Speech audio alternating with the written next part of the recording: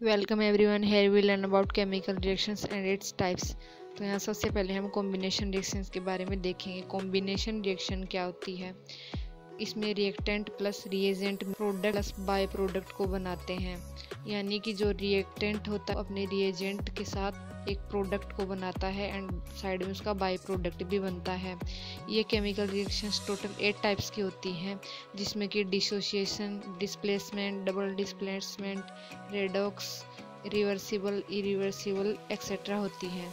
ये total 8 type की ये रिएक्शंस होती हैं। इसमें मैग्नीशियम को बर्न किया जा रहा है इस रिएक्शन में, तो उसके बाद मैग्नीशियम ऑक्साइड बन जाता है। यानी कि जब हम मैग्नीशियम को बर्न करते हैं तो वो ऑक्सीजन के साथ मिलकर मैग्नीशियम ऑक्साइड को बनाता है। तो सिंपल कॉम्बिनेशन रिएक्शन हमने देखी है। इसमें क्या होता है, कोई भी एक मॉलिक्यूल रिप्लेस हो जाता है अदर प्रोडक्ट के मॉलिक्यूल से। जैसे कि NaCl को यानी कि सोडियम एंड क्लोरीन को हीट दी जाए तो वो सोडियम क्लोराइड बना लेते हैं, जिसमें कि 2 sodium molecule and 2 chlorine molecule अगर उनको हीट दी जाए तो वो 2 सोडियम क्लोराइड के मॉलिक्यूल बना लेते हैं। वो आपस में अपनी पोजीशन कर लेते हैं। अब यहाँ पे फेरस सल्फेट के सॉल्यूशन को हीट दी जा रही है। फेरस सल्फेट के सॉल्यूशन को गर्म करने पर वो फेरस सल्फेट बना लेता है, जो कि ब्लैक कलर का एक कंपाउंड होता है।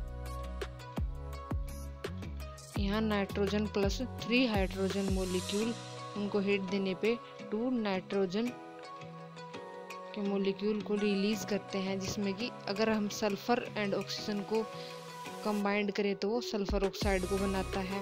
अब यहाँ इस रिएक्शन के टाइप्स क्या क्या है ये देखेंगे। Combination reaction, displacement reaction, decomposition reaction, double displacement reaction, neutralization reaction, oxidation and reduction reaction, thermal dissociation reaction and reversible and irreversible reactions in chemical reactions में होती हैं। अब डिस्प्लेसमेंट रिएक्शन क्या है, हम यहाँ उसके बारे में समझेंगे। डिस्प्लेसमेंट रिएक्शन भी 2 टाइप्स की होती है, metal to metal and metal to non metal displacement.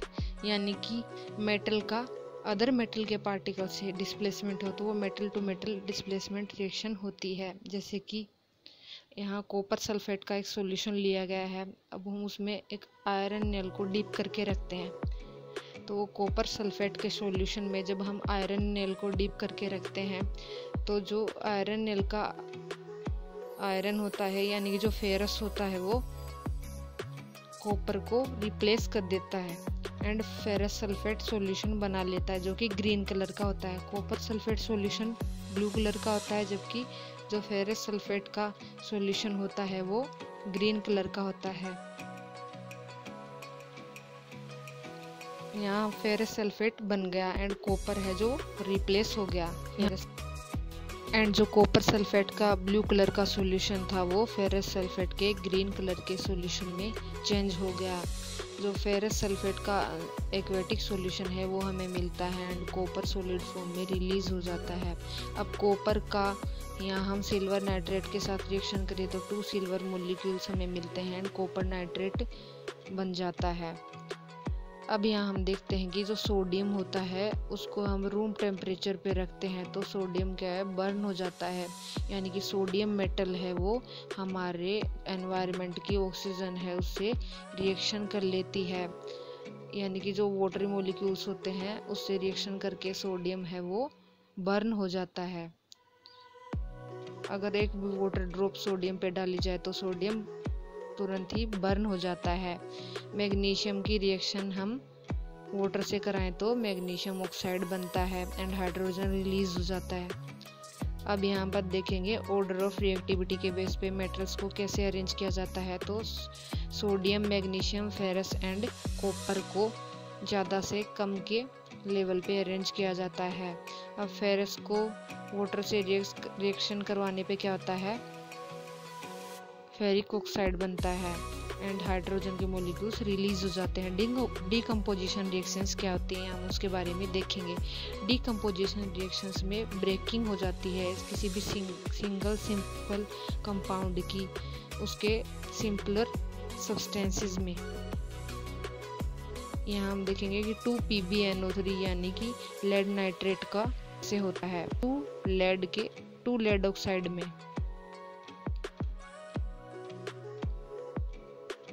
अब यहाँ पर why does blue copper sulphate substance become white on heating. जो कॉपर सल्फेट का जो सॉल्यूशन होता है वो उसको हीट करने पे वो वाइट क्यों हो जाता है, क्योंकि उसका डिकम्पोजिशन हो जाता है उसको हीट करने पे, एंड वो copper sulphate and water vapour release करने पे कॉपर सल्फेट का जो सॉल्यूशन है वो हमें मिलता है, यानी वो पाउडरी फॉर्म में जो कॉपर सल्फेट है वो हमें मिलता है।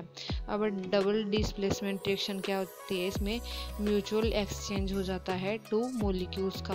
2 मॉलिक्यूल आपस में अपने जो पार्टिकल्स हैं या अपने जो एटम्स हैं उनका चेंज कर लेते हैं, जैसे कि silver nitrate and potassium chloride. अब what happens when barium chloride is treated with sodium sulphate. Neutralisation क्या होता है, यहाँ हम उसके प्रोसेस के बारे में देखेंगे। न्यूट्रलाइजेशन रिएक्शन क्या होती है, एसिड प्लस बेस को साथ लेने पे न्यूट्रलाइजेशन रिएक्शन होती है। इसमें सोल्ट प्लस वाटर को प्रोडक्ट बनते हैं, जैसे कि सोडियम हाइड्रोक्साइड प्लस HCl ले तो उससे हमें NaCl यानी सोडियम क्लोराइड जो खाने वाला नमक होता है वो उससे बनता है, एंड वाटर मॉलिक्यूल रिलीज हो जाता है। ऑक्सीडेशन एंड रिडक्शन रिएक्शंस क्या होती हैं,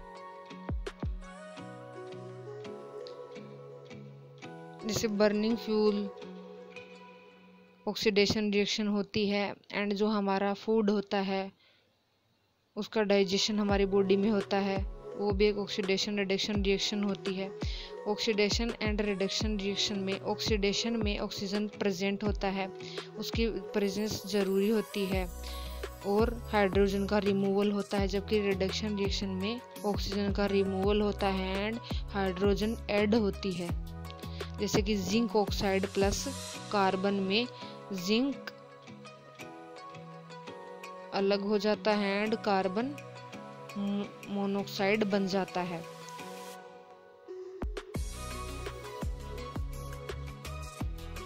क्या है, मोनोक्साइड गैस है वो रिलीज हो जाती है।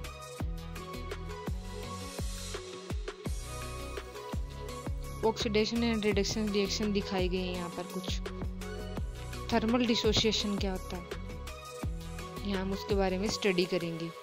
जो थर्मल डिसोसिएशन होता है उसमें हीटिंग डिसोसिएशन होता है, स्प्लिटिंग होती है उसमें सिंपल कंपाउंड्स की, यानी कि वो स्प्लिट हो जाते हैं अपनी जगह से। जैसे कि हाइड्रोजन पेरोक्साइड होता है उसमें 2 वाटर मॉलिक्यूल्स बनते हैं एंड ऑक्सीजन रिलीज हो जाती है। क्या होता है जब अमोनिया को गर्म किया जाता है टंगस्टन की प्रेजेंस में, एक कैटालाइट होता है टंगस्टन उसकी प्रेजेंट में। अब रिवर्सिबल एंड इरिवर्सिबल रिएक्शंस क्या होती हैं हम उसके बारे में देखेंगे। जो रिवर्सिबल रिएक्शंस होती हैं उनमें किसी भी प्रोडक्ट को उसके पहले की पोजीशन में चेंज किया जा सकता है, जबकि इरिवर्सिबल जो रिएक्शंस होती है उसमें हम पहले की पोजीशन में उस कंपाउंड को चेंज नहीं कर सकते। रिवर्सिबल जो रिएक्शन होती है वो बोथ साइड से होती है, जबकि इरिवर्सिबल जो रिएक्शन है वो वन साइडेड होती है। एंड जो रिवर्सिबल रिएक्शंस होती है वो कभी भी कंप्लीट नहीं होती, लेकिन जो इरिवर्सिबल रिएक्शंस है वो उनकी प्रोसेस कंप्लीट होती है। एंड जो रिवर्सिबल रिएक्शंस हैं उनको बोथ साइड से स्टार्ट कर सकते हैं, बैकवर्ड फॉरवर्ड कर सकते हैं, जबकि जो इरिवर्सिबल रिएक्शंस होती हैं उनको बैकवर्ड फॉरवर्ड नहीं कर सकते। अब यहाँ हम देखते हैं जो फॉस्फोरस पेंटाक्लोराइड है उसका molecule phosphorus trichloride and chlorine के मॉलिक्यूल में चेंज हो जाता है, यानी कि जो फॉस्फोरस पेंटाक्लोराइड है वो हम उसको वापस से उस पोजीशन में ला सकते हैं फास्फोरस क्लोराइड को वापस से उसका फॉर्मेशन कर सकते हैं फास्फोरस ट्राइक्लोराइड से। एंड जो सोडियम हाइड्रोक्साइड है उसको HCl से रिएक्शन करवाने पे NaCl बनता है। एंड वाटर मोलिक्यूल रिएक्ट होता है, उसको भी हम वापस पहले वाली पोजीशन में ला सकते हैं। यहाँ कुछ मैच द फॉलोइंग दिखाई गई है रिएक्शंस।